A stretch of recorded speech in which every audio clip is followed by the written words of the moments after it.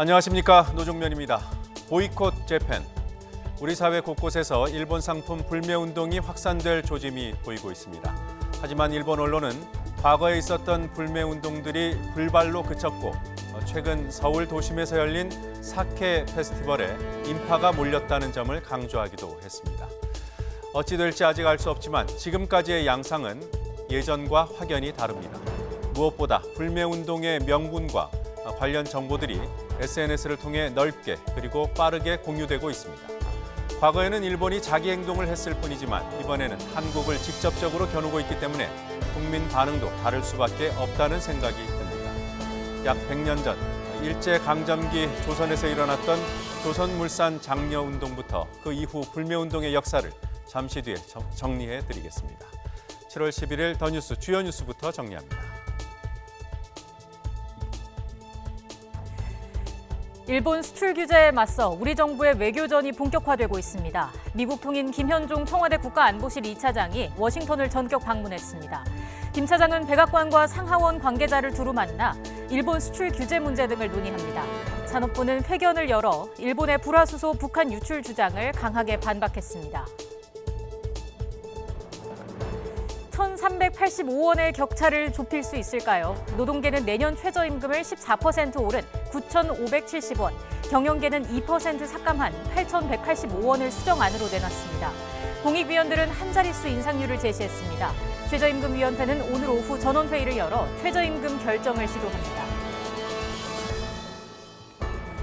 가수 유승준에게 귀국길이 열렸습니다. 대법원은 병역 기피로 17년 넘게 입국이 거부된 유승준 씨에 대해 비자 발급 거부는 위법하다고 판결했습니다. 대법원은 유 씨가 도덕적으로 비난을 받을 수는 있지만 비자 발급 거부 등의 불이익 처분은 적법성을 별도로 따져야 한다고 설명했습니다.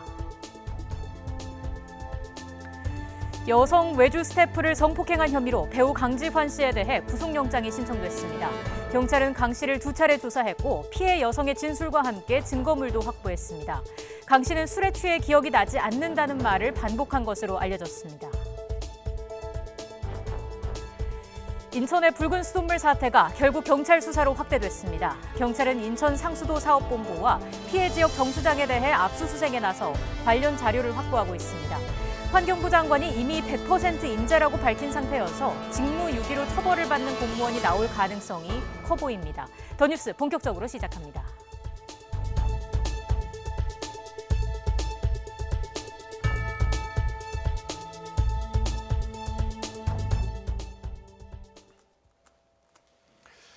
여당인 민주당이 일본 경제 보복에 대응하기 위한 특위를 구성하는 동시에 추경 예산안에 3천억 원을 반영하자고 제안했습니다.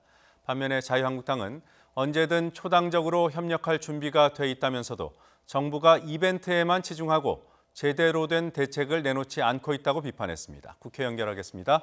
김영수 기자. 네, 국회입니다. 네, 어제 이낙연 총리는 일본 관련 예산 1,200억 원 정도 추가를 요청한다고 했는데요. 민주당은 더 늘렸습니다. 어떤 내용입니까? 네, 더불어민주당은 일단 급한 대로 현재 심사에 들어간 추경 예산안에 3천억 원 정도를 반영하기로 했습니다. 일본의 수출 규제 품목과 추가 예상되는 품목에 대한 기술 개발에 투자해 급한 불부터 끄자는 겁니다. 민주당은 또 당 차원의 대응책을 마련하기 위해 당내 특위를 출범했는데요. 이해찬 대표는 이 특위를 통해서 기업 피해를 최대한 줄이겠다고 밝혔습니다. 특위는 1차적으로 일본의 수출 규제 철회와 우리 기업의 피해 최소화를 위한 대책을 논의하되 이 같은 일이 반복되지 않도록 긴밀한 당정 협의를 통해 중장기 대응 방안을 마련해야 될 것 같습니다. 반면 자유한국당은 초당적으로 협력하고 싶어도 정부가 제대로 된 대책을 내놓지 못한다고 날을 세웠습니다. 황교안 대표는 특히 문재인 대통령과 기업인들의 간담회를 언급하며 사진 촬영용 이벤트로 끝났다고 비판했습니다. 또 우리 기업이 부품 소재를 국산화하지 못하는 건 과도한 규제 때문이라면서 52시간 근무제까지 더해져 기업의 손발이 묶였다고 지적했습니다. 지금은 이런 식의 국내 정치용 이벤트에 기업인과 야당을 들러리 세울 때가 아닙니다. 다시 한번 말씀드리지만 우리 당은 정부가 제대로 된 해결책을 내놓는다면 누구보다도 앞장서서 초당적으로 협력할 것입니다. 자, 앞서 우리나라가 북한에 전략물자를 밀수출했다는 일본 측의 주장이 있지 않았습니까? 반대로 일본이 그랬다는 근거가 제시됐더군요. 네, 그렇습니다. 바른미래당 하태경 의원은 일본 안전보장 무역정보센터 자료를 공개하며 지난 1996년부터 2013년까지 일본에서 모두 30건이 넘는 대북 밀수출이 적발됐다고 밝혔습니다. 상세한 목록도 공개를 했는데요. 지난 1996년 일본 오사카항과 고베항에 입항 중인 북한 선박이 각각 불화나트륨과 불화수소산을 선적했고 2002년에는 동결 건조기가, 2008년에는 대형 탱크로리가 북한으로 수출됐다고 하 의원은 주장했습니다. 하 의원은 특히 이런 품목들이 핵무기와 생화학무기 등을 만드는 데 활용되거나 미사일 운반용으로 전용될 수 있다고 설명했습니다. 지금까지 국회에서 전해드렸습니다. 일본 정부와 언론이 불화수소 등 우리나라의 전략물자 관리 문제를 지적하면서 수출 규제를 합리화한 데 대해 정부가 또 한 번 강하게 반박했습니다. 내일 일본 도쿄에서는 이번 수출 제한 조치와 관련해 한일 양자 협의가 과장급 실무회의로 열릴 예정입니다. 취재기자 연결합니다. 최영 기자. 네, 경제부입니다. 네, 오늘 오전에 정부가 브리핑을 열었더군요. 그 불화수소 문제 때문입니까? 네, 요지는 우리나라 수출 통제 제도는 모범적이고 일본산 불화수소의 북한 유출은 없었다는 겁니다. 전략물자 수출 통제 제도를 담당하는 박태성 무역투자실장은 일본이 우리나라 수출 통제 제도의 신뢰성을 깎아내리는 근거 없는 의혹을 제기하고 있다며 이렇게 말했는데요. 수출입 통관과 전략물자 수출 허가 등을 조사한 결과 일본산 불화수소가 북한을 포함한 유엔 안보리 결의 제재 대상국으로 유출된 어떤 증거도 발견되지 않았다고 강조했습니다. 또 앞서 후지TV 등이 의혹을 제기한 불화수소 무허가 수출 적발 사례도 일본산 불화수소의 북한 유출 의혹과는 무관한 사안으로 판명됐다고 덧붙였습니다. 그러면서 세계에서 가장 강력한 수출 통제 시스템을 운영하는 미국도 무허가 수출이 적발되고 있고 일본은 우리나라와는 달리 모든 적발 건수도 공개하지 않은 채 일부만 선별해 공개하고 있다고 지적했습니다. 우리나라 수출 통제 제도에 문제를 제기한 국가는 일본밖에 없다는 사실을 분명히 하면서도 우리나라 수출 통제 시스템은 세계적 수준이라고 자부했습니다. 네, 일본의 수출 규제 후폭풍이 거세지는 가운데에서도 내일 오후에 일본 도쿄에서 한일 간의 과장급 실무회의가 열린다고 들었습니다. 어떤 일정입니까? 네, 이번 일본의 수출 제한 조치와 관련해 우리나라와 일본 두 나라가 얼굴을 맞댑니다. 방식은 내일 오후 일본 도쿄에서 과장급 실무회의로 열릴 예정입니다. 지난 1일 일본이 우리나라에 대한 수출 규제를 발표한 뒤 정부 사이 첫 접촉이 될 전망인데요. 우리나라 무역안보과장 등 5명과 일본 경제산업성의 안전보장 무역관리과장 등 5명이 만나기로 했습니다. 일본은 우리나라의 거듭된 양자협의 요청에 실무적 설명 차원의 사무 레벨을 고수하며 국장급 협의에 대해선 난색을 보인 것으로 알려졌습니다. 우리 정부는 이번 양자협의를 통해 한국의 전략물자 수출 통제에 부적절한 사안이 있었다는 일본 정부의 주장에 대한 설명을 들을 방침입니다. 또 일본 언론을 통해 제기된 불화수소 대북 반출 의혹에 대해서도 설명을 요구할 계획입니다. 지금까지 경제부에서 전해드렸습니다. 김현종 청와대 국가안보실 제2차장이 미국을 방문했습니다. 일본의 수출 규제 파문으로 한일 갈등이 확산되는 가운데 이뤄진 전격적인 방문입니다. 외교부 담당 국장도 미국에 도착했습니다. 워싱턴에서 김희준 특파원의 보도입니다.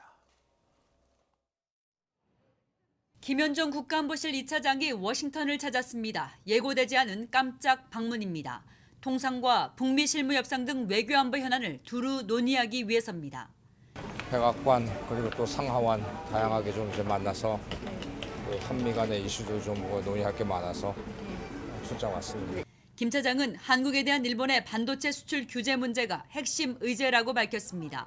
일본의 그 대한 수출 규제 때문에 지금 우리가 미국에 좀 중재를 요청한다 이런 역할들을 하고 있는데요. 그 이슈도 논의할 겁니다. 네, 당연히. 일본이 규제 조치를 강화하고 전략물자의 북한 유출 가능성까지 제기하면서 통상 외교 전문가인 김 차장이 긴급 소방수로 투입된 겁니다. 김희상 외교부 양자경제국장도 미국에 도착했습니다. 마크 네퍼 부차관보 등 국무부 인사들과 만나 일본 조치의 부당함을 설명하고 대응책을 조율합니다. 일본이 취한 그 수출 규제 강화 조치는 사실은 전 세계 그런 국제 그 교육 질서를 교란시키는 상당히 좀 문제가 많은 조치입니다. 그래서 그런 문제점들에 대해서 좀 조목조목 지적을. 유명희 통상교섭본부장은 다음 주 방미에 라이트하이저 미 무역대표부 대표와 회동할 예정입니다. 우리 정부가 역할을 분담해 미 백악관과 국무부, 경제부처를 상대로 전방위 설득전에 나선 겁니다. 이런 가운데 스틸웰 동아태 차관보도 한국과 일본 등 아시아 4개국 순방에 나서 한일 갈등 조율 역할이 주목됩니다. 워싱턴에서 YTN 김희준입니다. 이런 가운데 강경화 외교부 장관은 마이크 폼페이오 미 국무장관과 전화 통화를 했습니다. 물론 한일 관계 등에 대한 논의가 주된 주제였습니다. 강 장관은 일본의 무역 제한 조치가 한미일 3국 협력 측면에서 바람직하지 않다면서 우려를 표명했고 폼페이오 장관은 이해를 밝혔습니다. 왕선택 통일외교 전문기자의 보도입니다.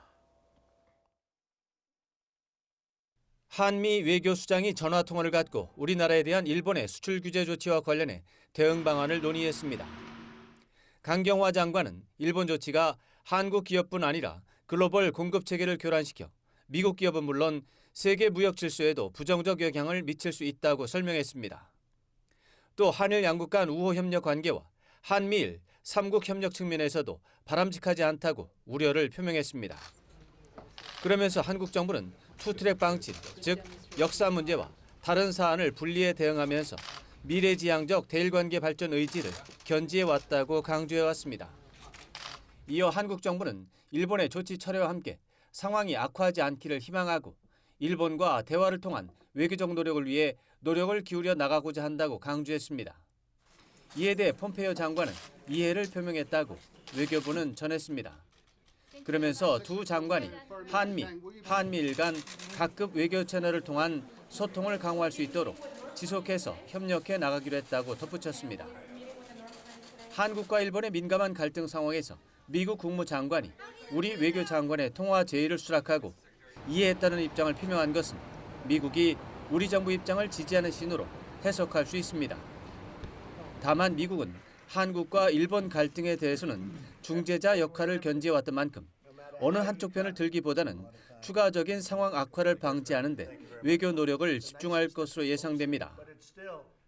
강경화 장관은 다음 달 1일부터 3일까지 태국의 방콕에서 열리는 아세안 지역안보 포럼 ARF 외교장관 회의를 계기로 폼페이오 장관과 다시 만나서 북핵 문제와 한일 갈등 문제 등 상호 관심사에 대해 논의할 예정입니다. YTN 왕선택입니다. 일본 정부가 한국에 대한 반도체 소재 등 수출 규제로 경제 보복에 나선 이후 국내 소비자 사이에서 일본 제품 불매 운동이 번지고 있습니다. 일제 불매 운동의 역사를 되짚어보겠습니다. 약 100년 전으로 거슬러 올라갑니다. 1920년대 초 일제강점기에 일어난 조선물산 장려운동이 일본에 대한 불매운동의 시초라 할 수 있습니다. 3.1운동 직후 고당 조만식 선생을 중심으로 평양에서 단체가 만들어졌고 이후 전국 차원의 운동으로 확산됐습니다. 내 살림 내 것으로 조선 사람 조선 것이라는 표어를 내걸었습니다. 해방 후에는 한일 관계, 특히 역사 문제가 불거질 때 불매운동이 일었습니다. 1990년대 초 일본이 자위대의 해외 파병을 꾀하던 시점에 불매운동이 있었습니다. 자위대 파병을 군국주의 부활로 인식한 단체들이 일본 제품 불매운동에 나섰습니다.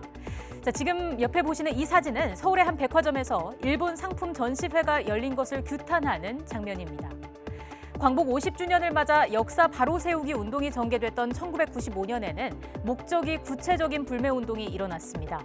일본 담배 퇴출운동, 수입 담배 중에서 가장 잘 팔리던 일본산 담배 마일드 세븐이 타깃이었습니다. 상점에는 일제 담배를 판매하지 않는다는 문구가 나붙었고 일본 대사관 앞 그리고 담배 산지 등에서는 마일드 세븐 화형식이 진행되기도 했습니다. 2001년에는 후소샤라는 출판사의 역사 왜곡 교과서가 불매운동을 촉발했습니다. 우리 정부가 왜곡된 내용에 대한 수정을 요구했지만 일본 정부는 거부 입장을 밝혔고 이를 계기로 한국에서는 일본 제품 불매운동이 일었습니다. 독도와 관련해서 문제가 됐던 일은 또 있었습니다. 2005년 일본이 일방적으로 2월 22일을 다케시마의 날로 정하는 조례를 제정했고 이는 불매운동을 불러일으켰습니다. 시민단체들은 미쓰비시, 후지츠 등 5개 특정 기업을 대상으로 불매운동을 전개했습니다.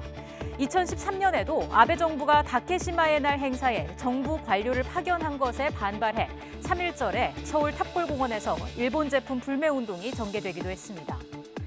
이번에 불거진 한일 갈등은 징용 배상 판결에서 비롯됐습니다. 역시나 뿌리는 역사 문제입니다.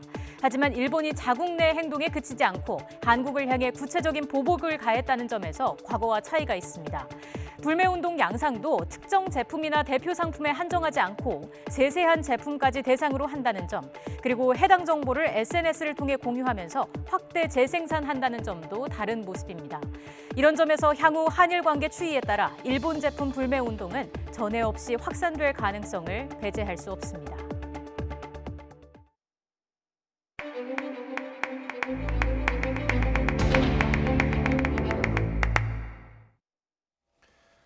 (17년) 넘게 한국 입국이 불어대온 가수 유승준 씨에게 한국 땅을 다시 밟을 길이 열렸습니다.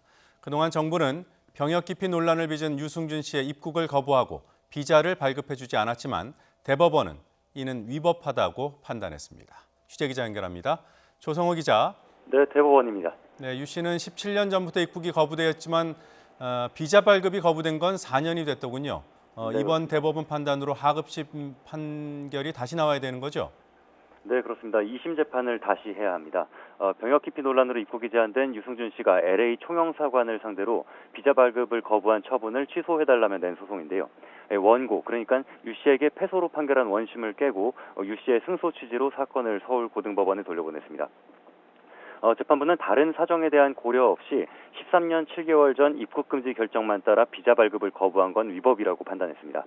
병역 기피 목적으로 외국 국적을 취득했더라도 38살이 되면 특별한 사정이 없는 이상 체류를 제한하지 않는 재외동포법 조항 등을 들어서 영사 재량에 따라 비자 발급 여부를 다시 판단해야 한다고 지적했습니다.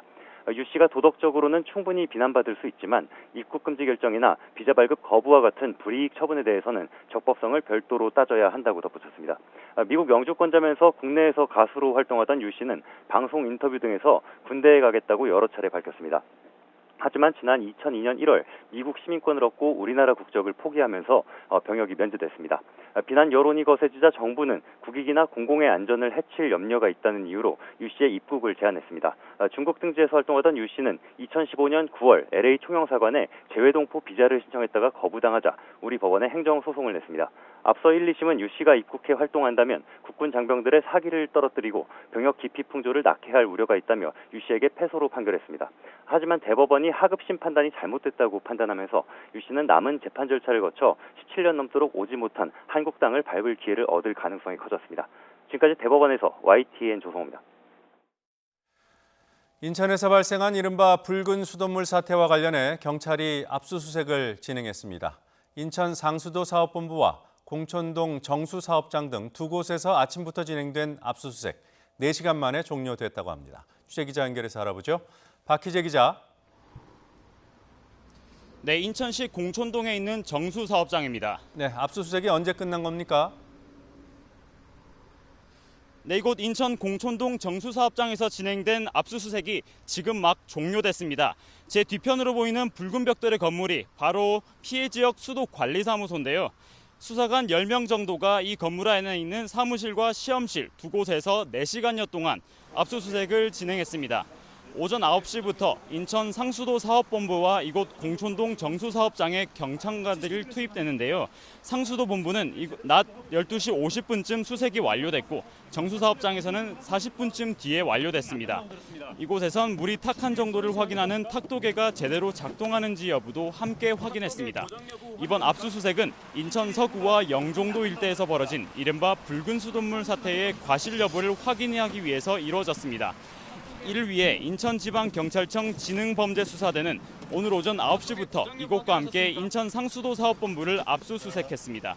상수도 본부에 10명, 이곳 공촌동 정수사업장에 14명이 각각 투입돼 관련 자료와 CCTV 자료 등을 확보했습니다. 경찰 관계자는 이곳 공촌동 정수사업장에선 CCTV 일부 영상이 재생되지 않아 이후 포렌식을 한 뒤에 조사를 진행할 예정이라고 설명했습니다. 지난 5월 30일부터 인천 청라와 가정동 등 일부 지역에 붉은 수돗물이 공급되면서 지금까지 26만 가구, 63만 명에 달하는 시민들이 피해를 봤습니다. 이 가운데 주민 1,500명은 이 붉은 수돗물 때문에 피부 질환 등에 시달리고 있어 정부에 신고를 한 상황인데요. 환경부 조사 결과 인천 지역 정수장에 수돗물을 공급하는 방식을 무리하게 바꾸려다 이번 사태가 벌어진 것으로 파악됐습니다. 그래서 이곳 피해 지역 주민들은 박남춘 인천시장과 전직 인천 상수도 사업본부장 김모 씨의 대응 책임을 물어 직무유기 혐의로 고발장을 냈습니다. 이에 따라 경찰이 검토를 마치고 3주 만에 본격적인 수사에 나선 겁니다. 경찰은 오늘 압수수색을 통해 입수한 자료로 수계 전환과 관련돼 고의적인 은폐나 알려지지 않은 시당국 차원의 과실이 있는지를 확인할 방침입니다. 또 압수물 분석이 끝나는 대로 피고발인인 박 시장과 전 상수도 사업본부장의 소환 주사 여부를 결정할 방침입니다. 지금까지 인천시 공촌동 정수사업장에서 YTN 박 기자입니다. 윤석열 검찰총장 후보자 청문회 과정에서 논란이 됐던 윤대진 법무부 검찰국장의 친형 사건에 대해 검찰이 재수사 검토에 착수했습니다. 서울중앙지검은 최근 자유한국당 주광덕 의원이 윤 검찰국장의 친형인 윤우진 전 용산세무서장을 뇌물수수 혐의로 고발한 사건을 형사 1부에 배당했습니다. 앞서 주 의원은 지난 5일 윤 전 용산세무서장이 검찰에서 무혐의 처분을 받으면서 검찰 내 비호 세력이 있다는 의심이 제기된다고 주장했습니다. 지난 2012년 경찰은 윤 전 서장이 육류 수입업자로부터 세무조사 무마 청탁과 함께 현금과 골프 접대 등 수천만 원 상당의 금품을 챙겼다는 의혹을 수사했습니다. 하지만 경찰이 7차례 신청한 압수수색 영장 가운데 6번이 반려됐고 윤 전 서장은 해외로 도피했다가 강제 송환됐지만 구속되지 않고 무혐의 처분을 받았습니다. 최저임금위원회가 오늘 오후 4시 정부 세종청사에서 12차 전원회의를 열고 내년도 최저임금을 논의합니다. 앞서 어제 노동계와 경영계는 내년도 최저임금 수정안을 제출했습니다. 근로자위원은 지난해보다 14.6% 인상한 9,570원을, 경영계는 2.0% 줄어든 8,185원을 제시했습니다. 이런 가운데 공익위원들이 노동계와 경영계의 최저임금 한 자릿수 인상을 제안해 주목받고 있습니다. 최저임금위원회는 이번 주 최저임금을 의결한다는 방침이지만 노사 입장 차이가 커 오는 15일까지 심의가 이어질 전망입니다. 본격적인 휴가철을 앞두고 기차표 예매하는 분들 많으실 겁니다. 앞으로 SRT를 타는 만 6살 미만 유아는 기본 요금의 75%를 할인받을 수 있게 됩니다. 또 부정승차에 대한 벌금은 기본 운임의 최대 10배에서 30배로 늘어납니다. 이하린 기자가 취재했습니다. 현재 SRT를 타는 만 4살 미만 유아는 보호자와 함께 앉을 수 있고 별도 좌석을 구매해도 4분의 1의 요금만 내면 됩니다. 그런데 다음 달부터는 이러한 혜택이 6살 미만으로 확대됩니다. 4살부터 6살까지 아이들은 그동안 어른 요금의 50%를 내야 했지만 이젠 그 절반만 지불하면 되는 겁니다. 벌금은 한층 강화됩니다. 검표를 피해 화장실에 숨거나 승차권 위 변조 등 부정승차를 하는 승객에게 적용하는 부가운임, 즉 벌금이 기본 운임의 최대 10배에서 30배로 오릅니다. 예를 들어 수서에서 부산으로 갈 때 기본 운임이 52,600원인데 부정승차가 적발되면 앞으로는 157만 8천 원을 더 내야 합니다. 저출산 극복을 위해 유아 연령 확대 등 사회적 요구를 반영하고 정당한 이용 고객의 권익 보호를 위해 부정승차자에 대한 부가운임 기준을 강화하였습니다. 이와 함께 열차 내 안전사고 예방을 위해 출퇴근 시간이나 휴일 명절 등 혼잡 시간대에는 자전거나 전동 퀵보드, 전동 휠 등을 휴대하고 탑승할 수 없도록 했습니다. 다만 접이식 자전거처럼 접거나 분해해 가방에 넣은 경우는 허용됩니다. 또 열차에 타지 못해 미승차 확인을 받은 경우 환불 청구 기간이 현재 3개월에서 1년으로 연장되고 스마트폰 앱으로 승차권을 산 경우 열차 출발 후 5분 안에 앱으로 환불받을 수 있습니다. SRT 운영사 SR은 이 같은 내용을 담아 역외군송 약관을 개정하고 다음 달 8일부터 적용할 방침입니다. YTN 이하린입니다. 자살을 시도해 응급실에 온 사람 3명 가운데 1명은 과거에도 자살을 시도했던 사람입니다. 이런 반복적인 자살 기도를 막기 위해서라도 이들에 대한 지속적인 관리가 필요합니다. 하지만 정신병력에 대한 부정적인 인식과 제도적 허점 때문에 관리가 제대로 이루어지지 않고 있습니다. 이혜리 기자의 보도입니다. 자살 시도로 응급실을 찾은 환자를 관리하는 정신건강사회복지사 이주원 씨.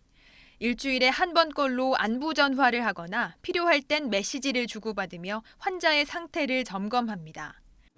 요즘은 좀 어떻게 지내고 계세요? 이 씨가 관리하는 환자는 20명. 환자가 어렵게 마음을 열고 속내를 털어놓을 땐 이 씨도 마음이 조금 놓입니다.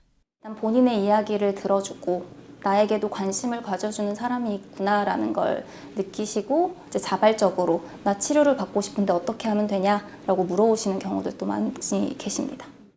하지만 자살 시도자들은 대부분 이런 관리를 받기를 거부합니다. 서비스를 받으려면 개인정보 제공에 동의를 해야 하는데 혹시라도 정신병력 기록이 남을 수 있다는 잘못된 우려 때문입니다. 결국 환자 스스로 치료를 받겠다고 병원을 찾지 않는 이상 그 어떤 관리도 받을 수 없게 되는 겁니다. 행동 조절이 안 되고 충동성을 조절할 수 없을 때 우울증이랑 같이 혼합이 되고 병발이 돼서 자살 시도를 하는 거거든요. 그래서 그런 순간적인 충동성을 좀 낮춰줄 수 있게끔 지원을 해주고 면담을 해주면. 올 한 해 자살 시도자 관리에 투입된 정부 예산은 63억 원. 이 또한 턱없이 부족하다는 지적이 많습니다. 현실에 맞는 정책 개선과 지원이 없는 한 세계 최고 수준의 자살률 국가라는 오명을 벗기는 힘들어 보입니다. YTN 사이언스 이혜리입니다. 핵 합의를 둘러싼 이란과 미국의 갈등이 좀처럼 수그러들지 않고 있습니다. 이번엔 트럼프 대통령이 이란이 우라늄 농축 작업을 몰래 하고 있다고 비난하자 이란은 우라늄 작업을 국제기구에 모두 공개하고 있다며 맞불을 놨습니다. 황보선 기자가 보도합니다. 트럼프 미국 대통령이 또 트위터 글로 이란을 몰아세웠습니다. 이란이 우라늄 농축 작업을 비밀리에 진행하고 있다며 제재를 더 늘리겠다고 으름장을 놓았습니다. 그러나 비밀 핵 활동에 대한 구체적인 근거는 제시하지 않았습니다. 미국은 제네바 본부에서 열린 국제원자력기구 IAEA 긴급 집행이사회에서도 이란이 몰래 핵무기를 개발하고 있다고 비난했습니다. 이란은 즉각 반격했습니다. 카젬 가리브 아바디 IAEA 주재 이란 대사는 IAEA의 우라늄 저장량과 농도를 완전히 공개하고 있다며 미국의 주장을 어불성설이라고 쏘아붙였습니다. And what we are doing is in a very transparent manner, is under the surveillance of the IAEA, the inspectors are there, every single activity is under monitoring, we have nothing to hide. 무하마드 자바드 자리프 이란 외무장관도 핵 합의를 파기한 미국이 이란의 핵 합의 위반을 문제 삼아서 IAEA 회의를 소집하다니 우스운 역설이라고 비판했습니다. 이란은 미국이 핵 합의를 탈퇴한 지 1년이 된 지난 5월 8일 핵합의 이행 범위를 축소하는 1단계 조처로 농축 우라늄 저장 한도를 넘기겠다고 선언하고 이를 실행했습니다. 지난 7일에는 2단계 조처로 우라늄의 농도 상한인 3.67% 이상으로 농축하겠다고 발표했고 실제로 이튿날 4.5%까지 농도를 올렸습니다. YTN 황보선입니다.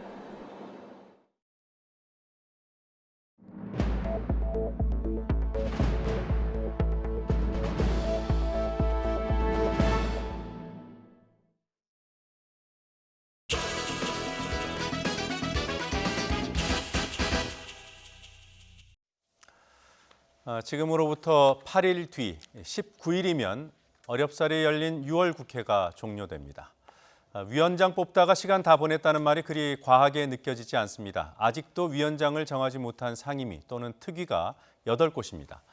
정당 간 그리고 정당 내부에서의 자리다툼 양상으로 비춰지는 것이 사실입니다. 한일 관계가 최악이라고 하지만 국민의 대표인 국회 역할은 잘 보이지 않는다는 얘기도 들립니다. 여야 1대1 미니토론 더정치에서 국회가 할 수 있는 일이 무엇인지 짚어보겠습니다. 강병원 더불어민주당 의원, 김정재 자유한국당 의원 나오셨습니다. 어서 오십시오. 안녕하세요. 안녕하세요. 자, 먼저 김 의원께 여쭤보죠. 윤석열 후보자 고발 아직 안 했나요?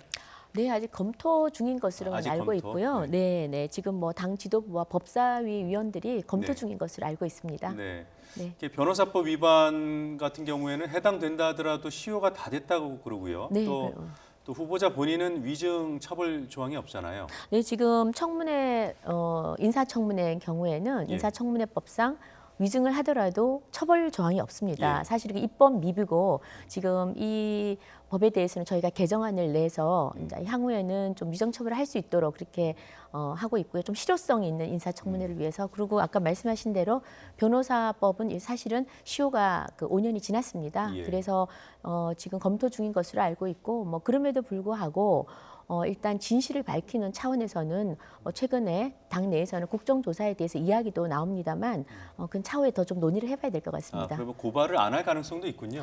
일단은 법적으로 지금 검토 중이니까요. 법적으로 일단 법은 뭐 문제가 돼야 되니까 예, 현행 법이나 네. 그래서 문제가 돼야 되니까 그 부분에 대해서는 지금 검토 중이고 예전에 뭐 저기 문재인 대통령께서 그 해외 순방 갔다 오셔서 예. 시효가 지난 것이라도 진실을 밝힌다면은 한번 조사를 해봐라 그랬던 기억이 나는데 뭐 그런 차원에서 저희도 같은 맥락인 것 같아요. 어제 뭐 워낙 거짓말 청문회가 되다 보니까 이 부분에 대해서는 그때 그 사건도 그 윤우진이죠. 네. 윤우진 그는 뇌물수수 그 혐의를 받았던 건데 워낙 그 과정들이 이상하고 이러니까 한번 진실을 밝히는 차원에서 조사를 좀 해야 되지 않느냐 그런 의견도 있습니다. 네, 만약에 고발을 한다면 처벌보다는 진실규명 차원에서 네. 고발이 이루어질 것이다. 네, 네. 거짓말 청문회라 그러셨어요. 동의하는지요? 전혀 동의하지 않습니다. 일단은 그 윤석열 그 검찰총장 후보자 청문회를 우리 국민들이 다 보셨습니다만 항상 그 청문회에서 단골 메뉴로 등장했던 뭐 탈세라든지 위장전입이라든지 뭐 투기 그다음에 논문 표절 이런 내용이 하나도 없는 것이었습니다. 그리고 윤 후보자가 갖고 있는 검찰이 수장이 됐을 때 얼마나 검찰을 법과 원칙에 따라서 정치적 외압에 맞서서 잘 지켜낼 수 있는 조직을 이끌어 나갈 수 있는 적임자라는 것이 충분히 우리 국민 모두에게 좀 설득이 되는 그런 저는 청문회다 생각합니다. 근데 마지막에 이제 그 2017년에 기자와의 대화가 나왔는데요. 2012년이요? 네. 네. 어쨌든 윤 후보자는 일관되게 그 변호사를 소개한 적이 없다고 얘기를 했습니다. 이것에 대해서 위증한 게 없습니다. 다만 12년의 그 기자와의 내용입니다. 그거는 녹취가 틀어진 것이지 윤 후보자가 청문회에서 국민들을 상대로 거짓말을 한 것은 아닙니다. 결국은 앞뒤 정황이라든지 여러 사람들이 얘기를 들어보면은 그 후배 윤대진 검사를 보호하기 위해서 기자에 이렇게 적극적으로 말했다라는 게 잠깐 그 청문회 중간에 김종민 의원하고 대화에서도 드러나지 않았습니까? 저는 그런 부분에서 이걸 자꾸 거짓말이다, 위증한 청문회로 몰아가는 것은 옳지 않다고 생각합니다. 후보자가 그 당시에 청문회에서 거짓말한 것은 없기 때문에요. 그래서 구별해서 봤으면 좋겠고요. 저는 한국당이 그 이 윤 후보자를 뭐 변호사법 위반이 됐든 뭐 위증이 됐든 뭔가를 저는 반드시 고발을 할 거라고 저는 생각을 합니다. 왜 그러냐면은 결국 지금 이제 이 패스트트랙 폭력 사태와 국회 회의 방해죄를 가지고서 한국당 의원들은 무더기로 다 고소고발이 돼 있지 않습니까?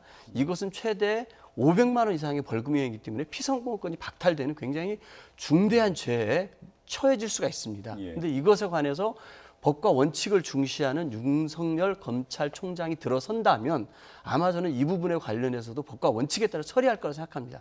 그렇기 때문에 이 윤 후보자의 이 도덕성에 뭔가 상처를 입히기 위해서는 어떤 식으로든지 고소고발을 해 놓을 것이라고 저는 생각합니다. 예, 뭐 한국당에서는 아직 검토 중이라고 하는데 거의 그러니까 예, 상상력의 뭐 끝판왕이시네요.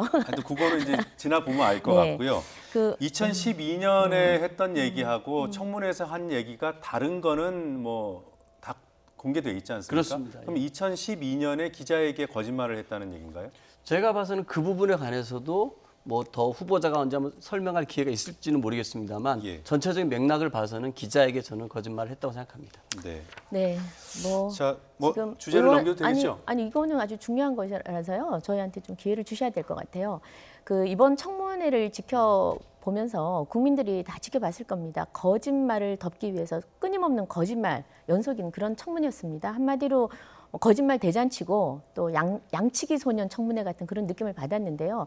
지금 뭐 의원님이 말씀하시는 거 지금 대부분을 저는 수긍을 할 수가 없습니다. 첫 번째, 이 거짓말의 첫 번째는 그 소위 말하면 그 윤우진 그 사건의 변호사법을 위반해서 이남석이라는 변호사를 소개해줬느냐라고 수많은 여야 의원들이 물었습니다.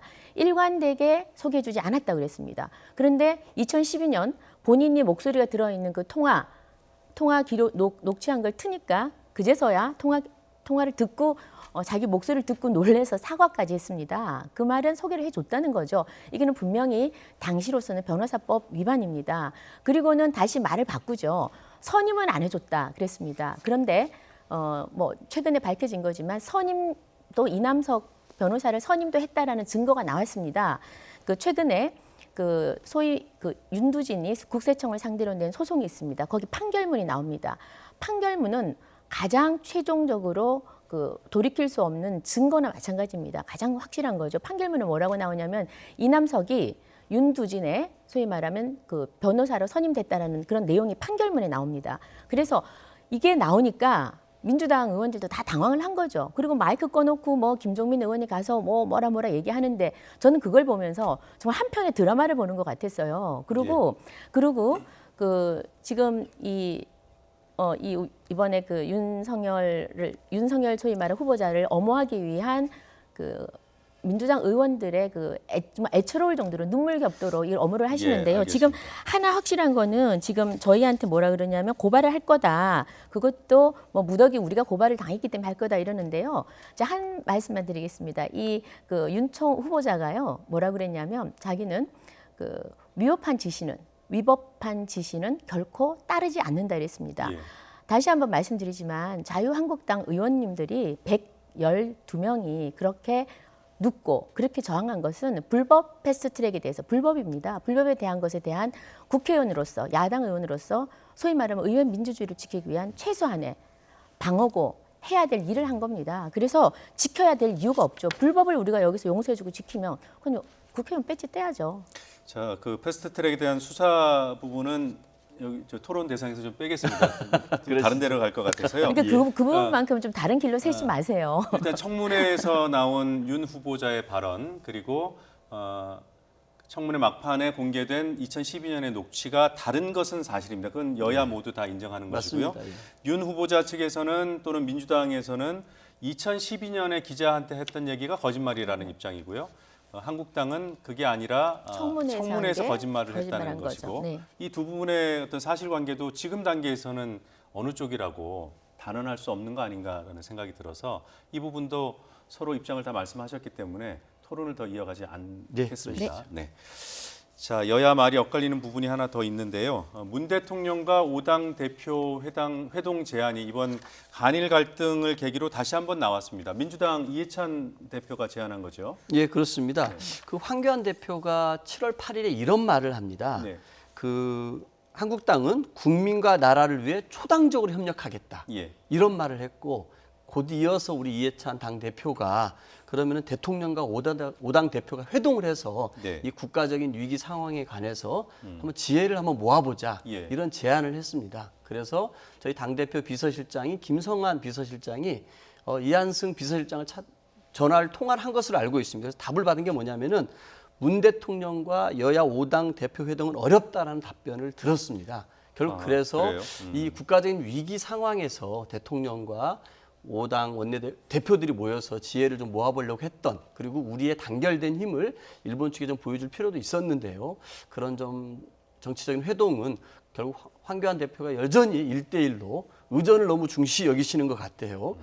말로는 협치를 하고 초당적으로 협력해야 된다고 하지만 여전히 대통령과 1대1 회동을 고집하는 것 같고 총리 시절에도 서울역 플랫폼을 차 타고 들어가면서 의전 황제라는 별명이 붙었는데 여전히 그 모습을 못 버리고 있는 거 아닌가 싶습니다. 자, 이게 이제 민주당에서는 한국당이 거절을 했다고 하고 한국당은 아니라는 입장이 언론 보도에 실렸습니다. 네. 한국당 입장은 뭐죠?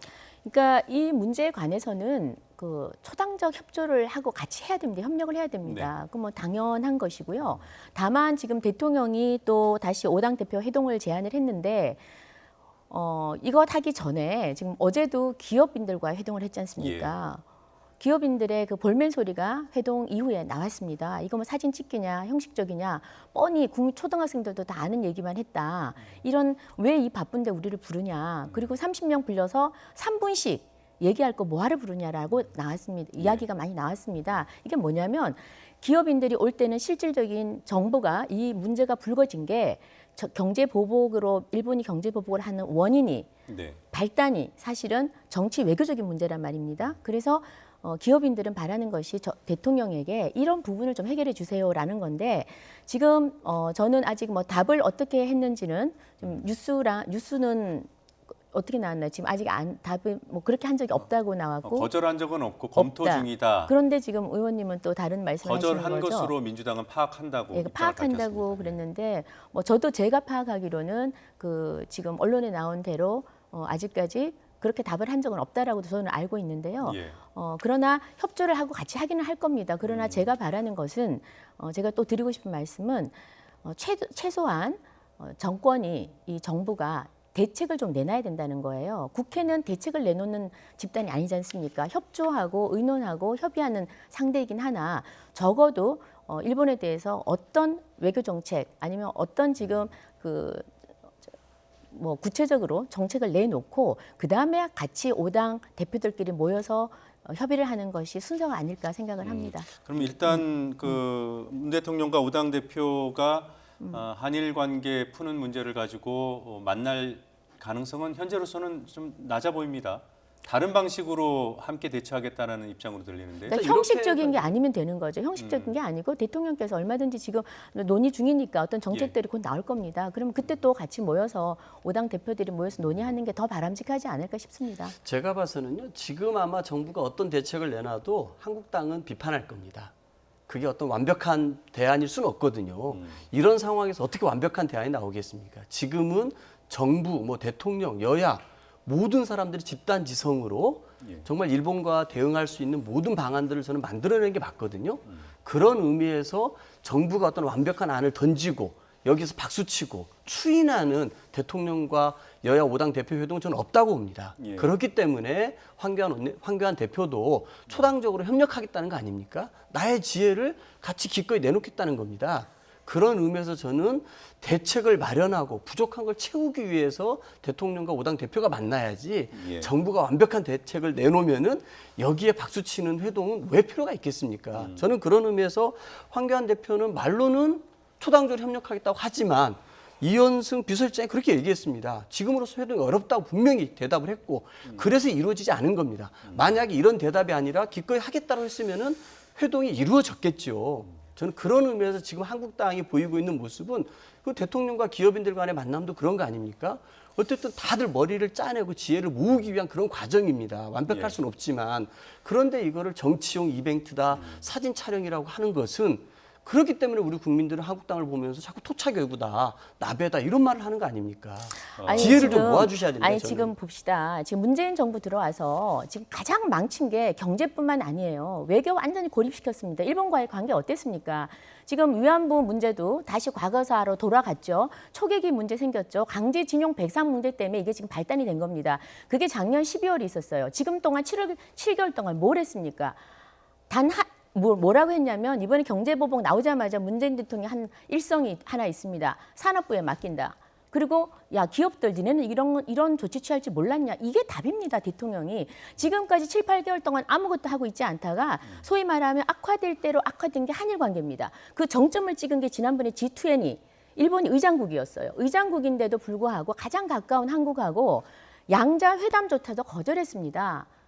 이렇게 최악의 관계로 간 거죠. 그런데 이 관계를 회복시키기는커녕 그냥 내버려 둔 겁니다. 정말 무책임하게 내버려 둔 겁니다. 경제 보복 맨 처음에 나왔을 때 한 열흘 전이죠. 그때 아무런 조치도 취하지 않았어요. 그때 뭐라 그랬습니까? 도대체 국가가 존재하는 이유가 뭐냐라고 경제인들이 아우성이었어요. 자, 그런데 지금 이제서야 지금 일본은 정치 외교 문제를 지금 경제 보복으로 돌렸습니다.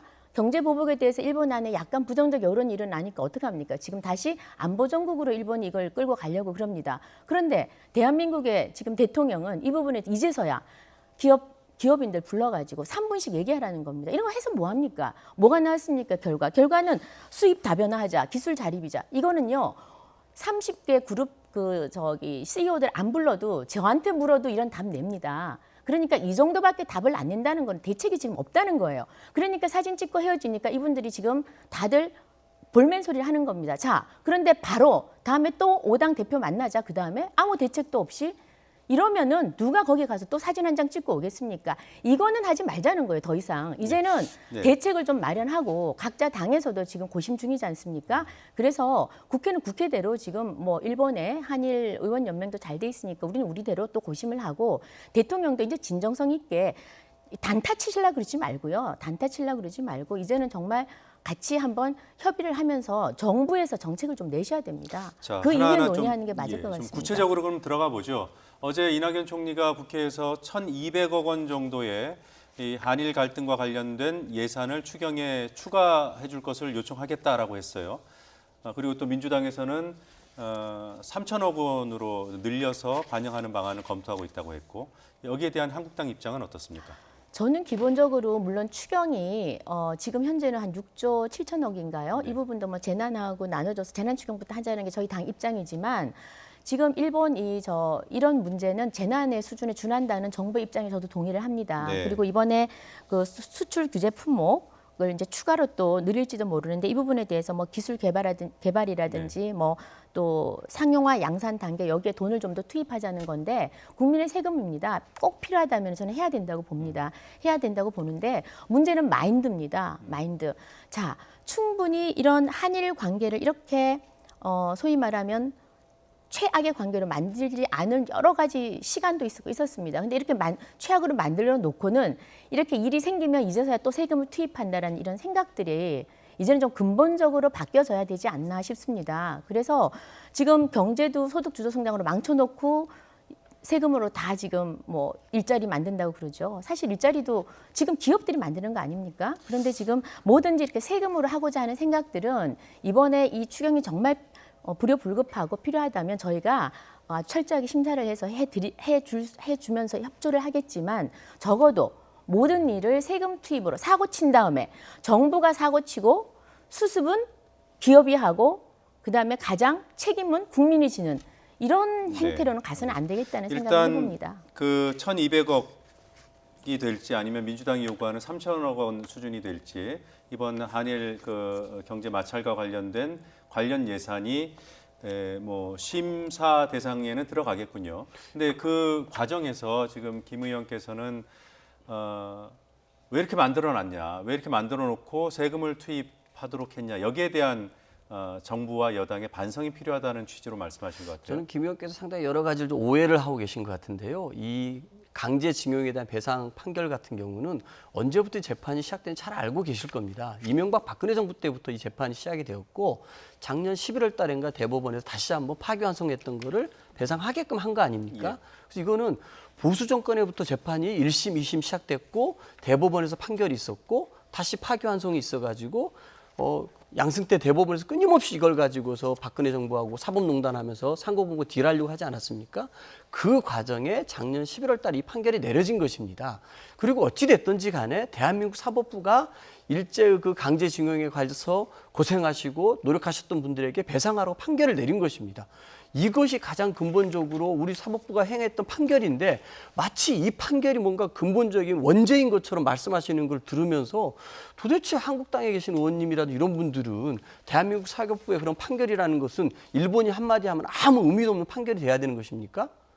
이것부터 저는 정말 한번 한국당 의원들께 묻고 싶습니다. 그 대한민국 사법부가 판결 내렸고 강제징용에 대해서 배상하라고 한 것 아닙니까? 근데 이거에 대해서 일본이 반발하는데 어떻게 끊임없이 우리 대한민국 불효개교를 한다, 일본에게 정말 이렇게 숙인다, 최악의 관계로 만들어서 이런 상황을 만들었다고 하는 것인지 이해할 수가 없어요. 제가 그래서 아까 토착개구라는 말, 나베라는 말, 왜 이제 친미 보수에서 이제 친일 보수로 바뀌었다는 말이 이 한국당에게 던지는 우리 국민들의 비난이고 질타입니다.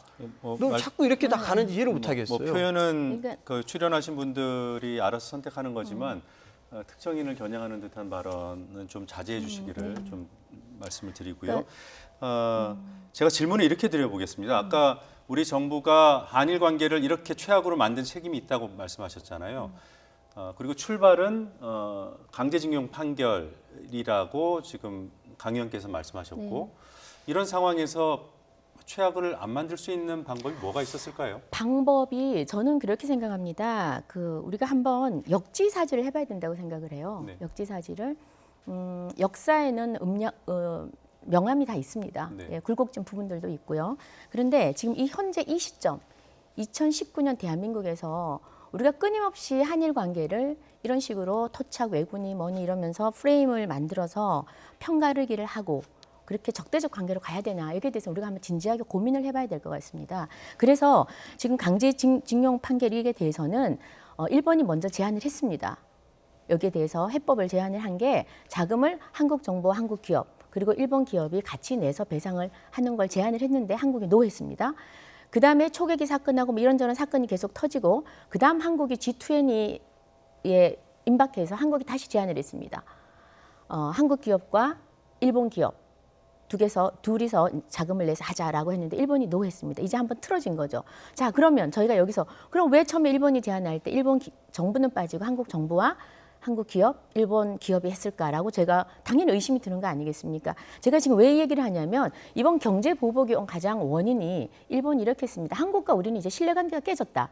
더 이상 믿을 수가 없다. 믿을 수 없는 나라와 우리가 이렇게 화이트 리스트 국가로 해서 우리가 혜택을 줄 수는 없다라는 게 일본의 주장인데요. 이런 최악의 관계로 가기 전까지 이런 계기가 있었습니다. 그래서 일본이 처음에 그렇게 제안한 이유는 적어도 우리가 역사적 사실을 외면해서는 안 된다고 생각합니다. 1965년에 우리가 한일 국교 정상화에 포함된 청구권 협정 네. 거기서 내용이 그렇습니다. 일본의 한국에 대한 또 일본의 한국 내 재산에 대해서는 국가나 개인이 청구권이 완전히 최종적으로 해결됐다. 이렇게 해서 5억 달러를 그때 한국에 줍니다. 그런데 그때 제가 한번 살펴봤어요. 그때 일본의 외환 보유국이 21억 달러입니다. 그중에 5억 달러를 한국에 보상금으로 줬습니다. 자, 적다고도 할 수 있고 뭐 많다고도 할 수 있고 우리 조상들의 생명값 우리 나라 값에 비하면 아무것도 아닐 수 있습니다. 그러나 그 당시에도 여러 가지 찬반이 있었다고 합니다. 그 이유에 대한 역사적 평가는 제가 이 자리에서 하지 않겠습니다. 그러나 적어도 이번에 이 강제징용 판결이 난 다음에 이후에 어떻게 한일에서 해법을 제시할까 해서 일본이 제시를 한 겁니다. 그리고 한국이 노했었고요. 그다음에 서로 여기서 접점을 못 찾다 보니까 시간이 흘러서 이번에 이런 경제 보복까지 오게 된 건데요.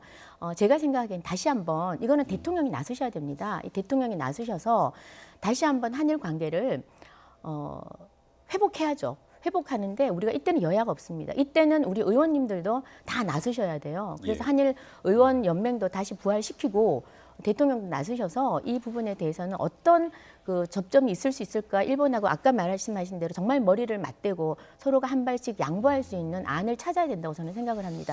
대신에 절대 최재성 의원님처럼 의병을 일으키자든지 아니면 지금 뭐 토착 왜군이 뭐니 지금처럼 이런 선전선동의 말은 이제 여야가 삼가할 때가 되지 않았나 그런 생각을 제가 한 합니다. 말씀 드리겠습니다. 예.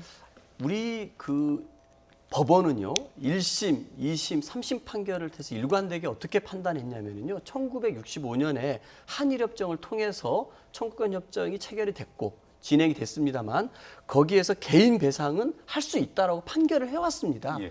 거기에 따라서 일제 기업에서 강제징용 가가지고 본인의 생명값을 제대로 받지 못했던 분들이 소송을 해가지고 결국 오랜 세월 동안 이 박근혜 정부의 방해가 있었음에도 불구하고 그 승소를 받아낸 것 아닙니까? 이게 우리 대법원의 판결입니다. 우리 대법원에 이런 판결이 있었음에도 불구하고 우리 의원님 말씀대로 한다면 이 대법원 판결이 다 무시돼야 된다는 거예요. 그럼 대한민국의 사법부는 왜 있습니까? 일본이 한마디 하고 일본이 하지 말라고 하면은 대한민국 대법원 판결도 다 무시돼야 된다는 건가요? 저는 아니라고 봅니다. 판결의 결과를 어떻게 만족시켜주느냐 그 해법을 찾는 게 우리 숙제라고 생각을 합니다. 그 해법을 지금 한일이 만나서 얘기를 지금 하고 있지 않습니까? 하다가 이게 지금 중단이 됐다는 그 뜻이에요. 대법원 판결을 무시하자는 게 아닙니다. 대법원 판결을 존중해서 지금 해법을 찾아 나가야 된다는 거죠. 지금 오해 소지가 예. 있어서요. 네. 1965년 한일 간의 협정으로 사인의 개인의 국가 간 협정으로 개인의 보상 청구권이 소멸되지는 않는다. 이런 이제 국제법적인 원칙이 있다고 합니다. 한국당이 그런 개인들의 그런 보상 청구를 부정하는 건 아니죠. 그건 아닌 거죠. 네. 그러니까 지금 제가 말씀드리는 건 판결을 부정하는 게 아니에요. 그 판결을 어떻게 우리가 이행할 것인가를 지금 왜냐하면 일본 기업들도 다 관련이 돼 있기 때문에 예. 우리가 아까 역지사지라는 것은 저희가 우리 판결이 이렇게 나왔기 때문에 어떻게 이것을 이행할 것인가도 한번 일본하고 같이 수기를 해보자는 거예요. 거기에 대해서 일본도 제안을 했었고요. 예, 제가 잠깐 그 원칙을 말씀하시는데 이 판결대로 한다라면은 그 강제징용으로 피해를 보신 분들은 일본 기업을 상대로 손해배상을 청구할 수 있게 된 겁니다.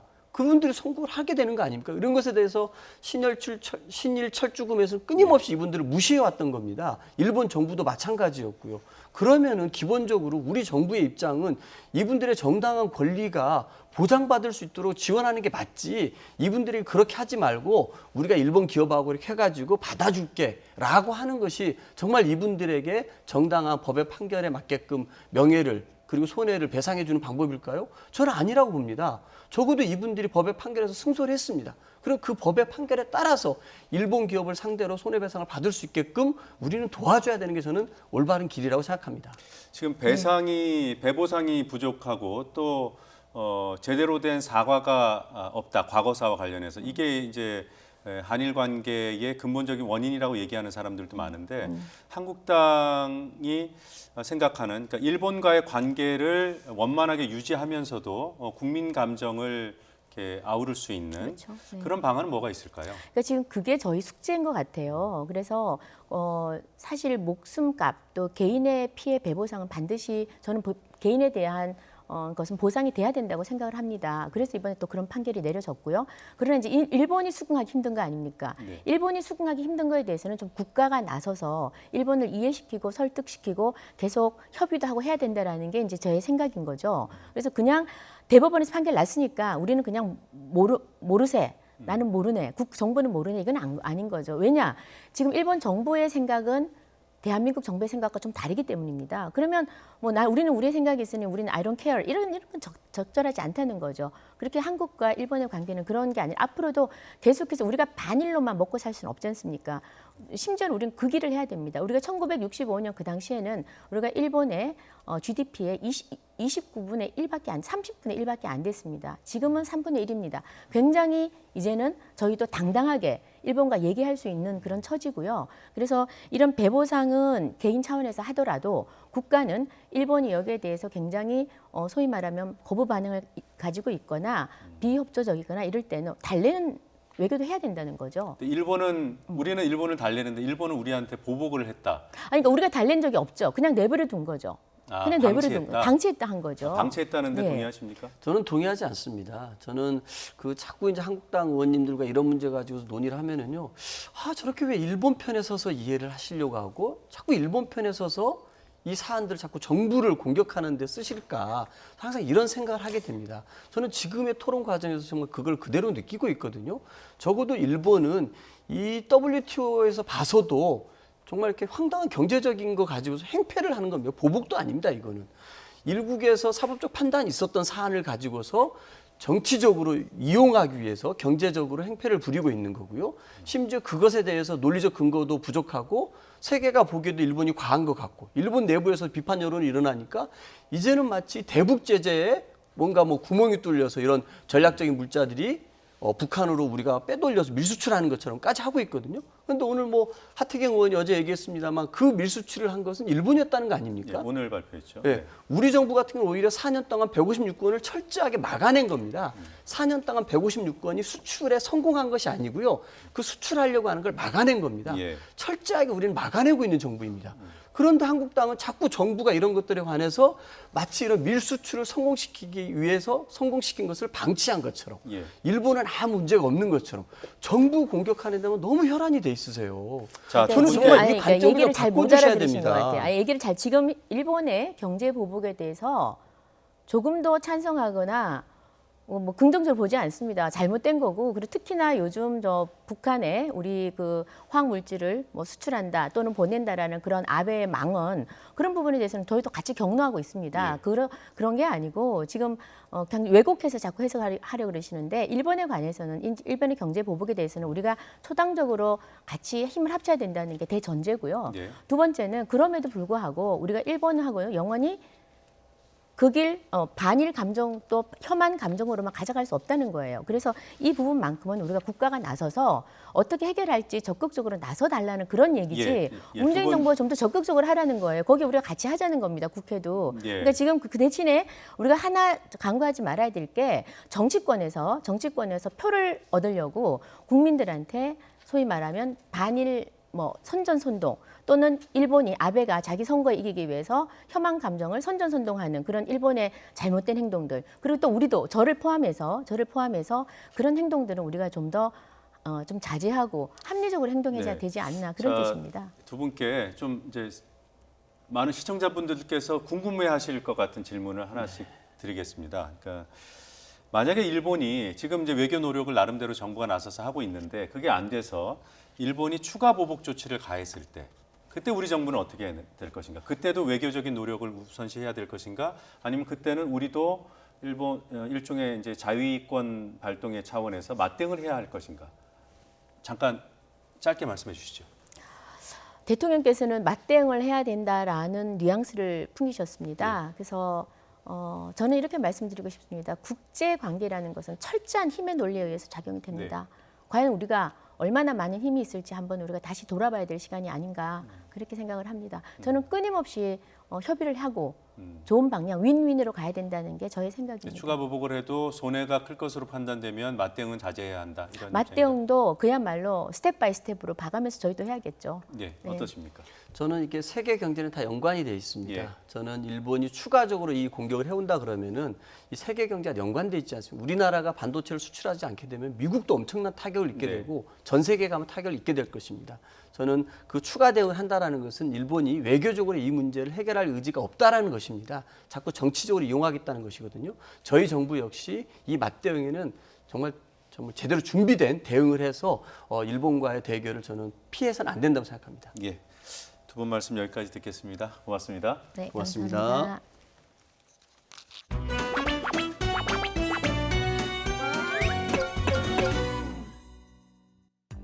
경찰은 어제 국회의원 18명에게 출석 여고서를 통보했습니다. 자유한국당은 경찰 수사를 외압으로 규정하고 심지어 행안위 간사가 폭력 사태에 관련한 자당 의원들의 수사 내용까지 요구했습니다. 그러나 권한 남용과 수사 거부로는 자신들의 불법 행위를 덮을 수 없습니다. 자유한국당은 경찰 소환에 적극 응해 주실 것을 촉구합니다. 권한 남용과 수사 거부로는 자신들의 불법 행위를 덮을 수 없습니다. 야당 탄압 전문가 조국 수석, 여권 단속 전문가 양정철 원장, 지지율 단속 이벤트 기획사 김정은 정권, 조국, 양정철, 김정은, 이른바 조양은 세트로 나라가 온통 엉망입니다. 여기에 문재인 대통령까지 합치면 대한민국 퍼펙트 리스크 조합입니다. 경찰의 야당 탄압 수사, 사실상 제2의 패스트트랙 폭거입니다. 정치와 타협의 공간인 국회에서 벌어진 일에 지금 편협하고 일방적이며 불공정한 사법잣대를 들이대는 전형적인 정치 탄압입니다. 청와대 조국 수석이 기획하고 경찰이 실행에 옮기는 보복 정치에 우리 자유한국당 절대 위축되지 않습니다. 이른바 조양은 세트로 나라가 온통 엉망입니다. 현행법 체계에서는 대통령이 임명 절차를 강행해서 부적격 인사를 끝내 검찰총장에 앉힌다 해도 국회가 이를 막을 방법은 없습니다. 그러나 이후 전국 경색의 책임은 온전히 대통령이 져야 한다는 사실을 문재인 대통령은 알아야 합니다. 민주주의는 남들이 뭐라 떠들던 내 갈 길을 가겠노라 옹고집을 부리는 대통령을 원하지 않습니다. 민주주의는 옹고집을 부리는 대통령을 원하지 않습니다.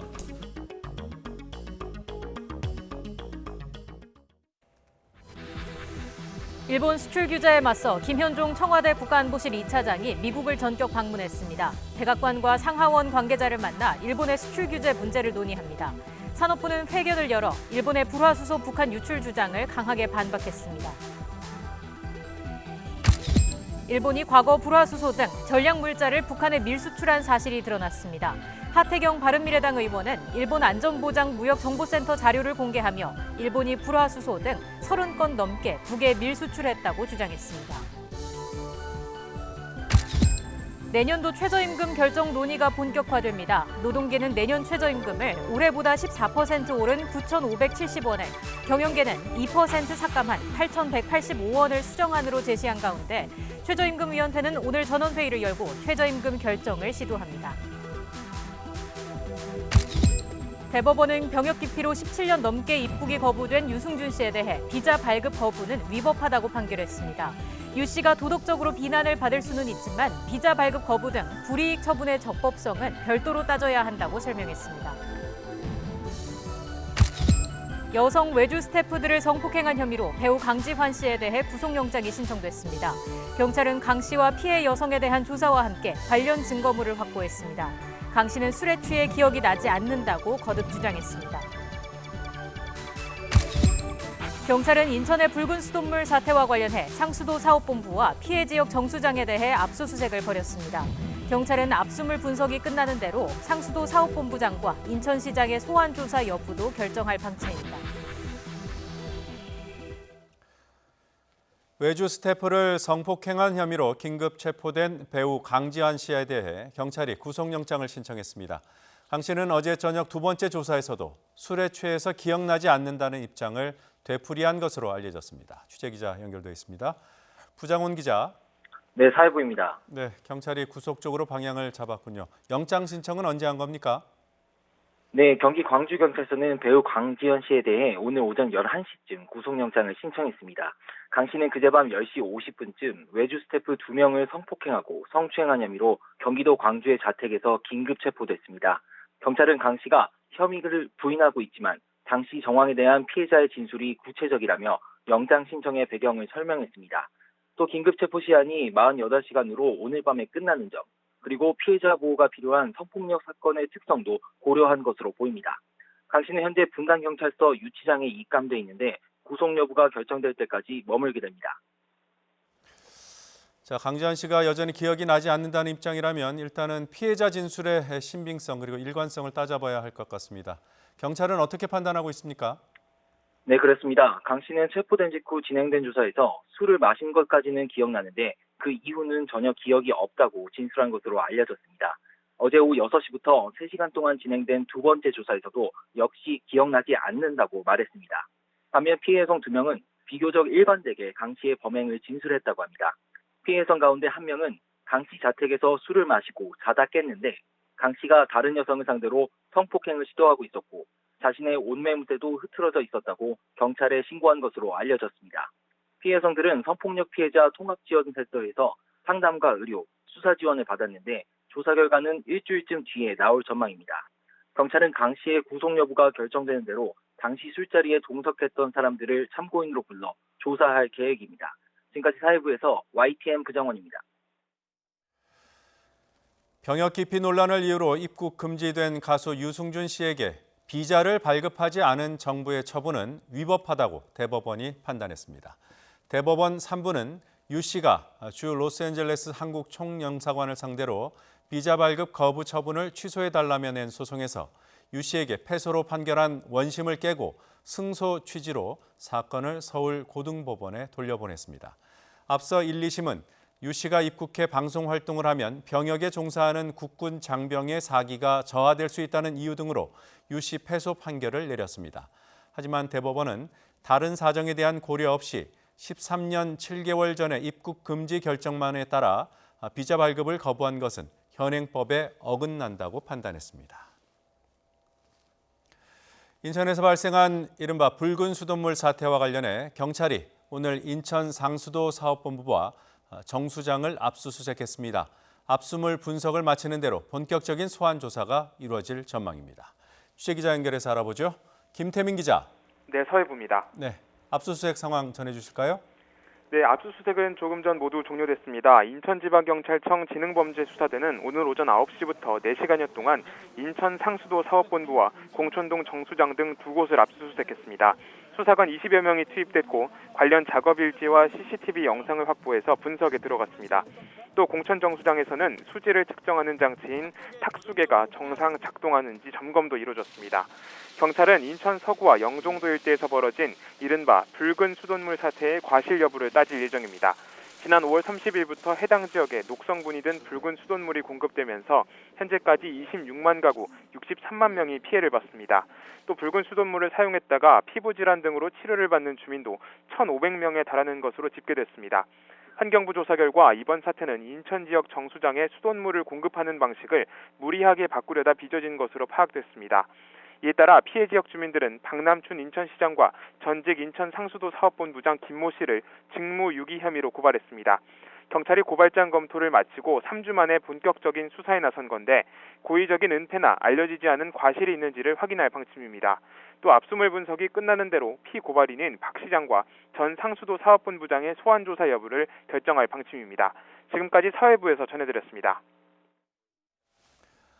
최저임금위원회가 내년도 최저임금을 결정하기 위해 오늘 오후 본격적인 조율에 들어갑니다. 노사가 접점을 찾지 못하면 이번 주를 넘겨서 15일까지 심의가 이루어질 수도 있을 것으로 보입니다. 취재기자 연결합니다. 김승재 기자.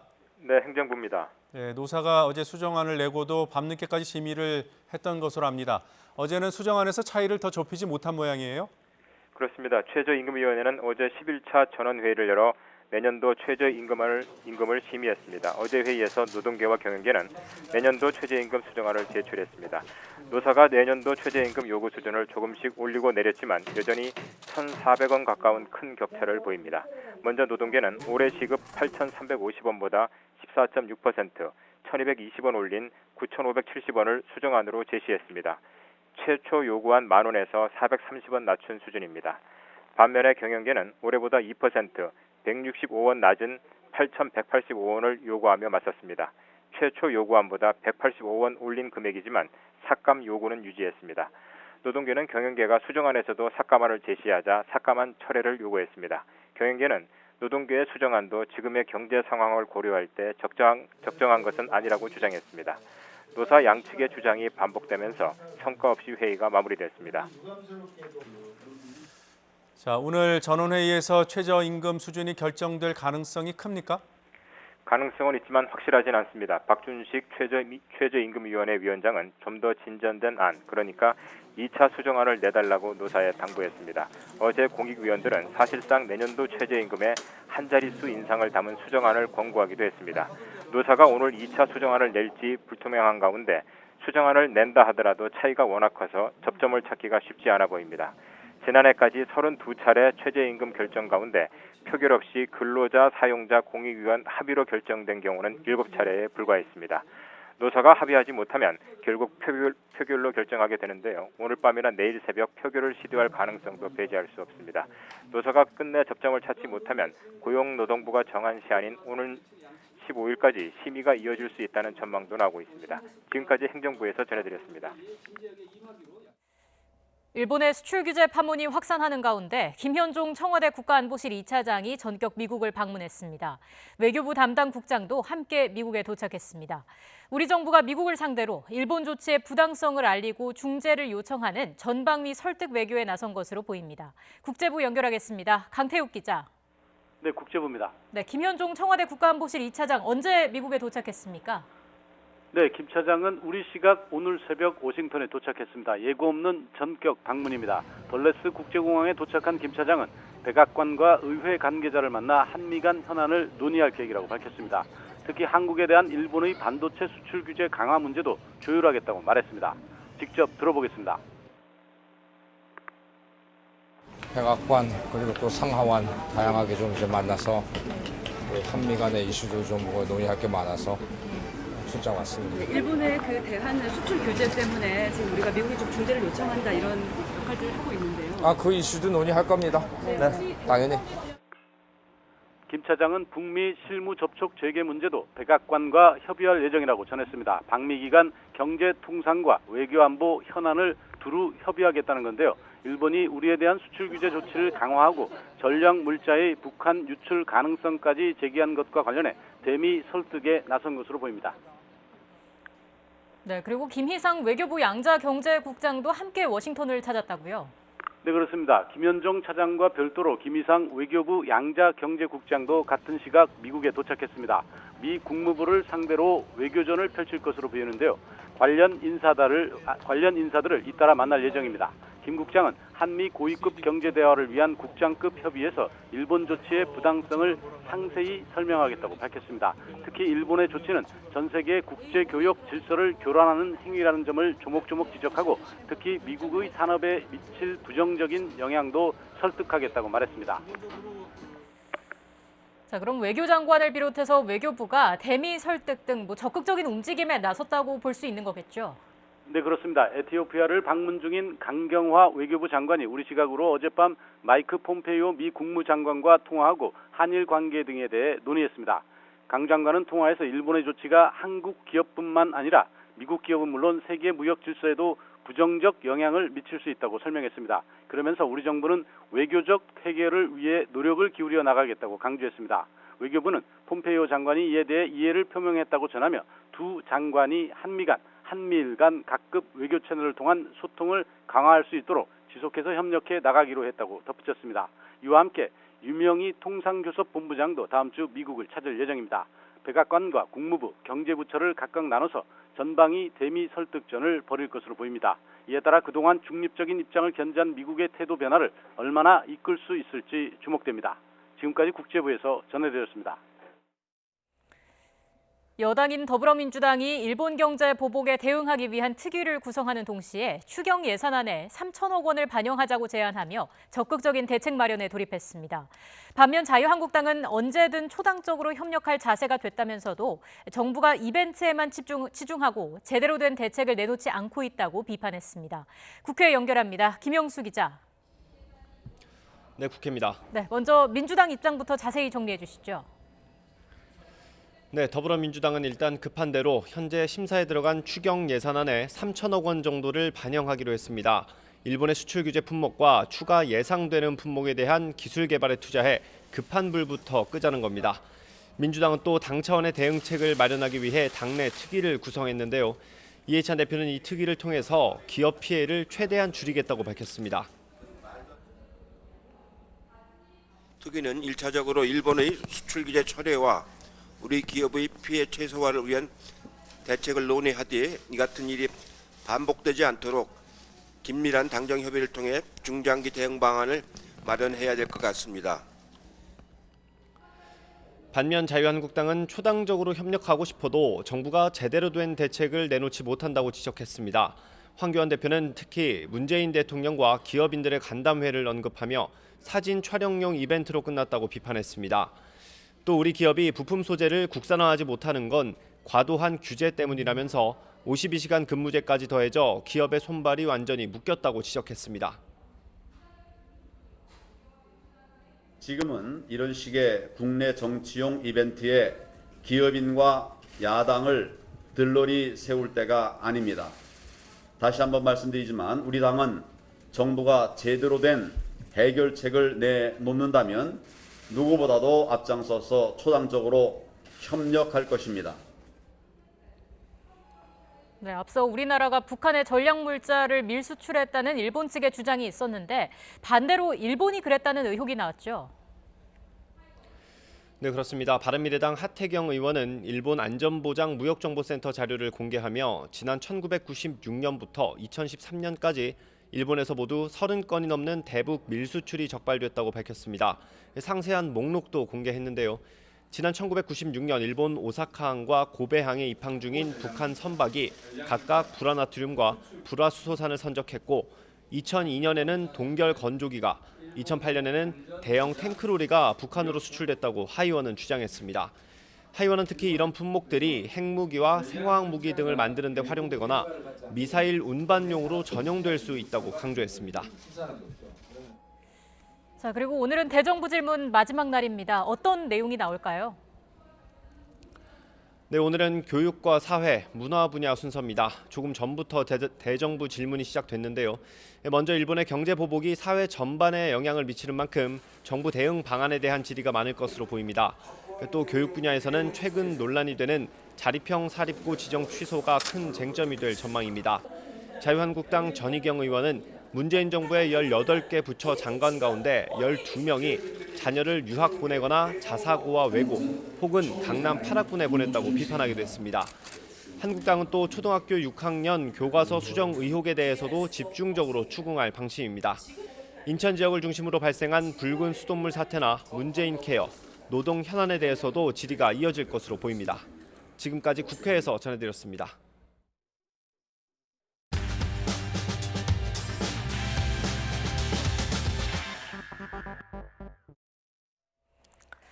헝가리 다뉴브강 유람선 침몰 사고가 발생한 지 한 달 반이 지났습니다.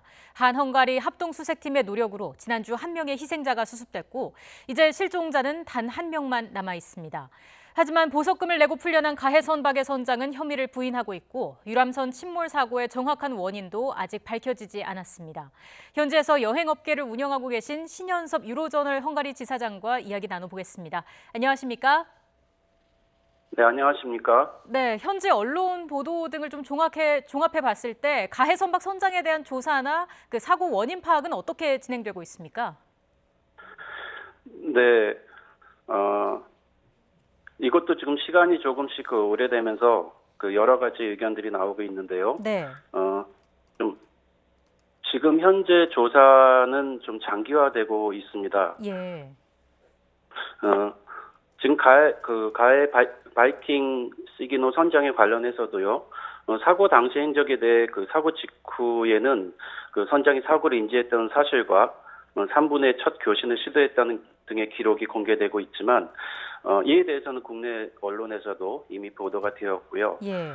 현재 말씀하셨듯이 보석으로 풀려나서 시내 호텔에 머물면서 조사를 받고 있고 아마 현지 보도에 의하면 선장은 앞으로도 오랫동안 호텔에 머물면서 조사를 받게 될 것으로 예상하고 있습니다. 예. 그럼 가해 선장의 혐의를 입증할 만한 새로운 증거라든지 이런 거는 아직 나온 게 없습니까? 네, 현재까지 그에 대해서 알려진 소식은 없습니다. 예. 아까 말씀해 주신 것처럼 지금 상당히 장기화되고 있는 상황인데 수사 과정을 보면서 현지 교민으로서 좀 답답한 점이 있으신지요? 네. 물론 수사가 장기화되면서 답답한 마음은 있습니다. 네. 그리고 또 유럽이나 헝가리 특성상 그 기간이 우리가 생각하는 것보다 훨씬 더 오래 진행될 확률이 크고요. 다만 오래 지속되는 것은 어쩔 수 없다 하더라도 장기적으로 결론적으로 수사가 투명하고 공정하게 이루어지길 바라고 있습니다. 예. 자, 이 유람선 침몰 사고가 헝가리 내 여행 업계에도 좀 큰 영향을 미쳤을 것 같습니다. 헝가리 여행객이 사고 전과 비교했을 때 줄어들었습니까? 네. 예전과 비교해 봤을 때요. 네. 결론적으로 이야기하면 사고 직후에는 잠시 주춤했었습니다. 하지만 예. 전체적으로 관광객의 수가 감소하지는 않았다고 현지 여행업계는 보고 있고요. 유람선의 경우도 한국인 관광객 탑승 비율은 많이 줄었지만 예. 전체 관광객의 수요는 크게 변하지 않았다고 합니다. 어제 헝가리에서 가장 큰 유람선 운용사인 머르트의 관계자와 통화를 한번 해봤는데요. 네. 그 관계자에 따르면 이전까지도 이제 규정에 따라 선박을 운용했기 때문에 안전과 관련해서 새롭게 진행하고 있는 상황은 없다고 그리고 사고 이후에도 승객이 이렇게 크게 증가하거나 줄지는 않았다고 말하고 있습니다. 이와 더불어서 국내 여행업계에 대해서도 한번 말씀드리고 싶은데요. 네. 예전에 비해서는 아무래도 안전에 신경을 더 쓰는 것은 맞는 것 같습니다. 예. 전에는 그냥 넘어가기도 했었던 안전수칙에 대한 고지를 한다거나 하는 것이 예의고요. 여행 프로그램에도 일부 변화가 있었습니다. 기존에 한국인 단체 관광에서 야경 투어는 보통 유람선을 통해 진행되는 경우가 많았거든요. 네. 하지만 사고 이후로는 이제 차량을 이용해 그 주요 야경 포인트로 이동하는 방식으로 바뀌었습니다.